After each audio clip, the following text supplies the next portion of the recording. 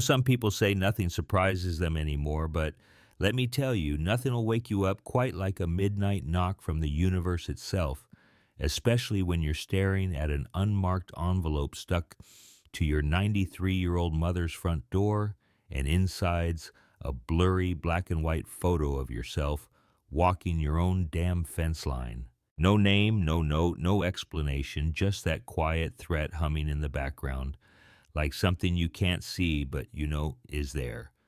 And let me tell you, it sets your blood to boiling quicker than a snake under your boot.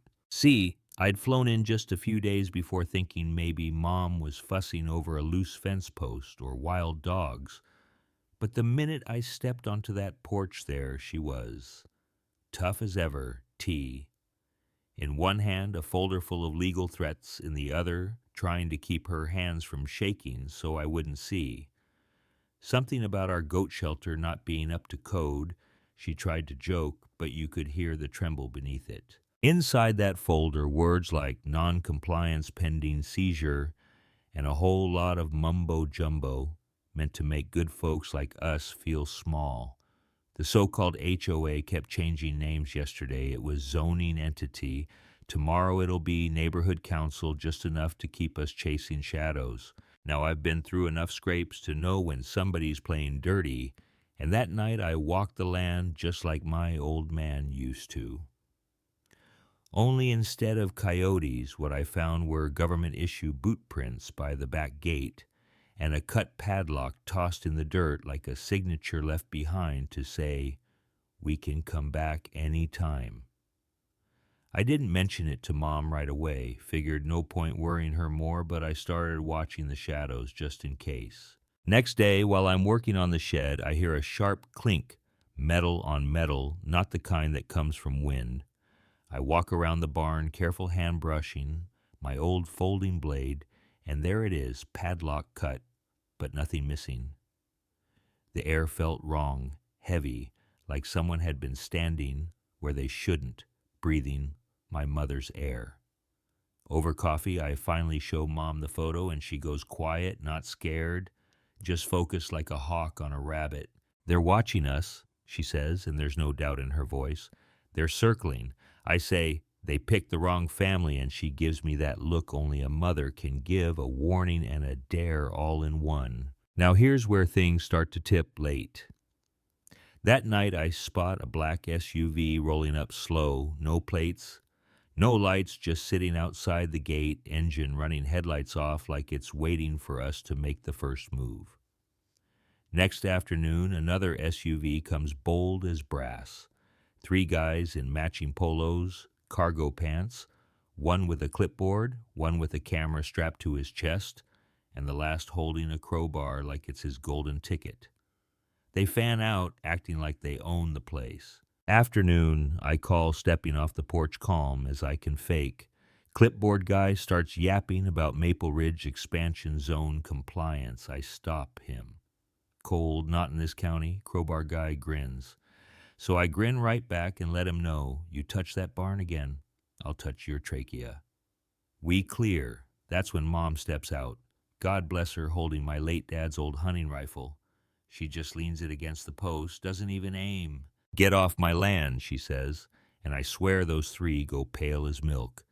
They leave, but not like they're scared, more like they're planning something bigger. That evening we find another letter, this time in the mailbox, some county record, all fancy and official, about property reclassification and occupancy voidance. They're not just threatening, they're building a case to take what isn't theirs. I stay up late, lights off, staring at the map, thinking about all the new houses going up in the valley, the quiet corporate hands pulling strings, while we're just trying to keep our heads above water. The next week, they come back in force, 4 SUVs, a whole pack of compliance goons, all led by Karen herself, sunglasses perched on her head, clipboard hugged like it's a shield. They swarm the property, drones, buzzing tape measures, out the works. Karen steps up on the porch, doesn't even look at me. Per HOA Charter, Section 14, "This property is under full compliance reinspection," she chirps. I tell her you're not in your jurisdiction. She gives that little smirk that says she thinks she's got me. That's for your lawyer to argue. Crew fans out, and it's tense, everyone watching. Everyone, nobody blinking first. I step off the porch, one step, one warning. Sir, please maintain a non-aggressive posture, she says, but my patience is thinner than her lipstick. Suddenly things go sideways. Crowbar guy tries to get tough, and that's when the fight breaks out. He lunges. I twist his arm and pin him to the post. Another guy tries to swing high. I drop him with an elbow, and clipboard boy, poor soul, tries to make a break for the barn, but Mom sticks out her cane, and down he goes straight into goat droppings. Oops, she says, just as cool as can be. The guy with the camera is still filming, eyes wide. Still rolling, I ask. Good, this is your lesson in what not to do. Right when the dust settles, Sheriff Barnes pulls up in his old Ford, and who's sitting next to him but Karen, acting like she's been wronged. He assaulted my team, she wails. Barnes looks at the mess, then at me, then back at Karen.